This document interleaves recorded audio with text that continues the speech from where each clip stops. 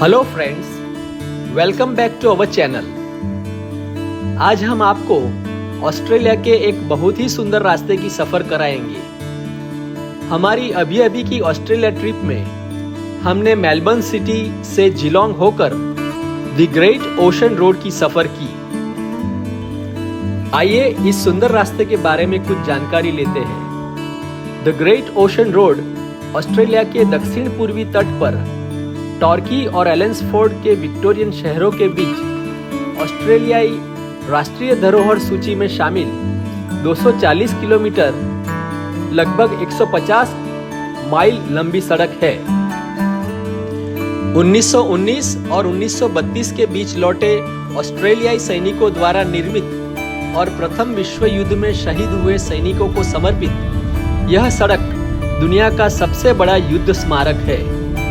समुद्र तट के किनारे से होकर गुजरती और 12 एपोस्टल्स के चुना पत्थर के ढेरों सहित कई प्रमुख स्थलों तक पहुंच प्रदान करती यह सड़क एक महत्वपूर्ण पर्यटक आकर्षण है।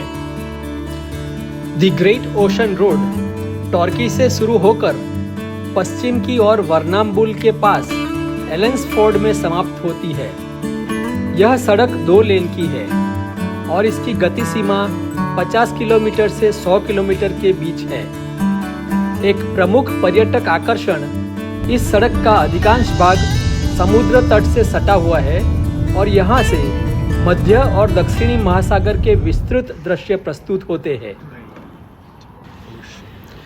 अब हम टॉर्के से निकलते हुए द ग्रेट ओशन रोड के ऐतिहासिक प्रवेश द्वार पर आ पहुँचे हैं।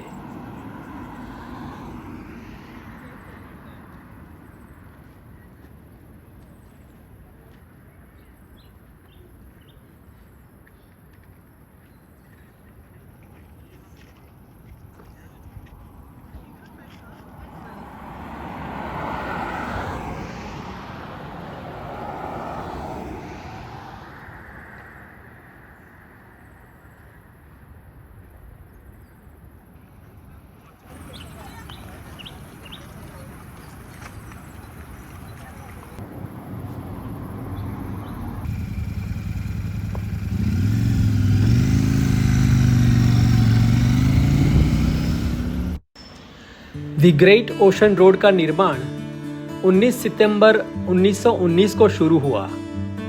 लगभग 3000 सेवानिवृत्त सैनिकों ने इस परियोजना पर काम किया, जो प्रथम विश्व युद्ध में शहीद हुए सैनिकों के लिए एक युद्ध स्मारक था।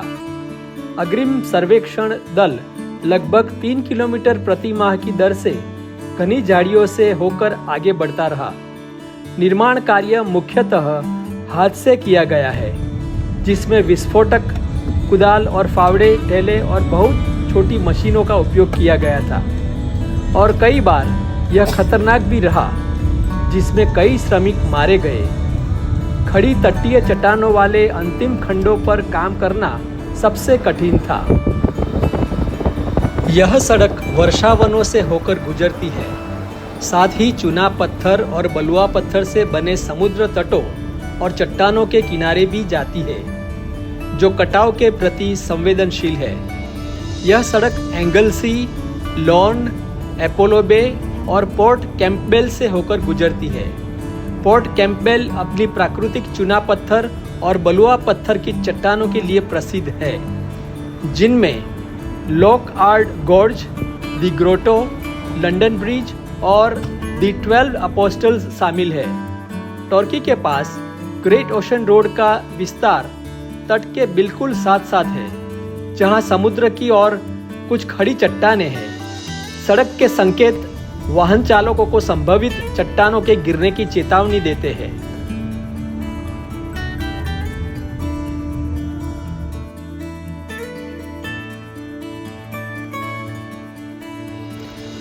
द ग्रेट ओशन रोड की सफर के बीच में हम एक सुंदर टाउन लॉन पर आ पहुंचे। ऑस्ट्रेलिया में गर्मी की ऋतु चल रही है और लॉन टाउन के बीच पर लोग अपनी छुट्टियां बिताने आए हुए हैं। यहाँ पर लोग समुद्र का आनंद ले रहे हैं। लॉन बीच सर्फिंग के लिए खूब प्रसिद्ध है। कुछ आधी सफ़र खत्म होते और दोपहर होने पर हमने यहाँ के रेस्टोरेंट में भोजन का आनंद भी लिया और इसके बाद में हम द 12 अपोस्टल के लिए आगे बढ़े।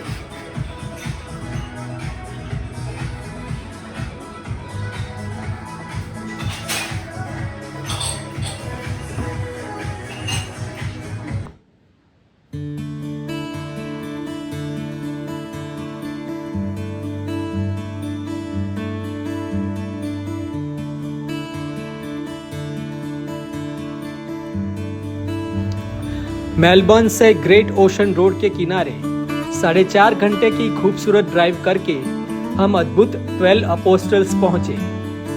12 अपोस्टल्स के ऊपर हेलीकॉप्टर की उड़ान से ऑस्ट्रेलिया के सबसे शानदार तटीय दृश्यों के मनोरम दृश्य का आनंद आप भी ले सकते हैं। दक्षिणी महासागर से उठते हुए ऑस्ट्रेलिया के प्रसिद्ध ग्रेट ओशन रोड के किनारे आपको यह शानदार 45 मीटर ऊंचे चूना पत्थर के स्तंभ मिलेंगे जो कभी मुख्य भूमि की चट्टानों से जुड़े थे। यहाँ दृश्यों का आनंद लेने और अपने तटीय अन्वेषण का भरपूर आनंद लेने के अनगिनत तरीके हैं।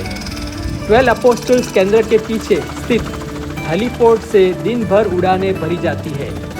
इस हवाई सफ़र का एक व्यक्ति का टिकट मूल्य करीब 170 ऑस्ट्रेलियाई डॉलर है, जो भारतीय रुपयों में कुछ 9,000 रुपये हो सकता है, जो आपको 1 से 1.5 घंटे की राइड कराएगा।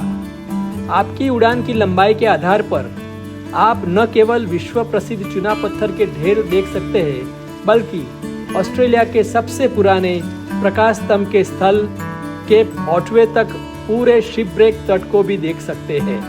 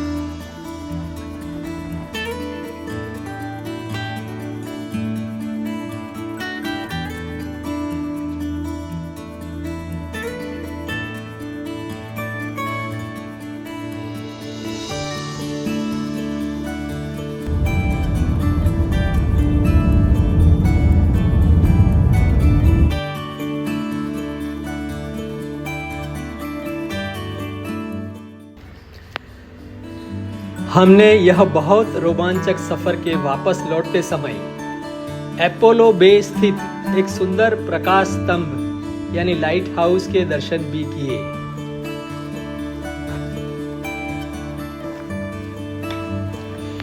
यहाँ हमारी द ग्रेट ओशन रोड की यह सफर खत्म होती है।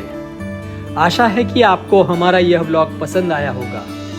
अगर पसंद आया है तो इस वीडियो को लाइक करें और आपके दोस्तों से शेयर करें और कमेंट बॉक्स में आपकी कमेंट ज़रूर रखें। अगर आपने हमारी चैनल को सब्सक्राइब नहीं की है तो ऐसे कई ट्रैवल रिलेटेड वीडियोस देखने के लिए हमारी चैनल को ज़रूर सब्सक्राइब करें। तो हम मिलते हैं अगले वीडियो में एक और शानदार जगह को लेकर।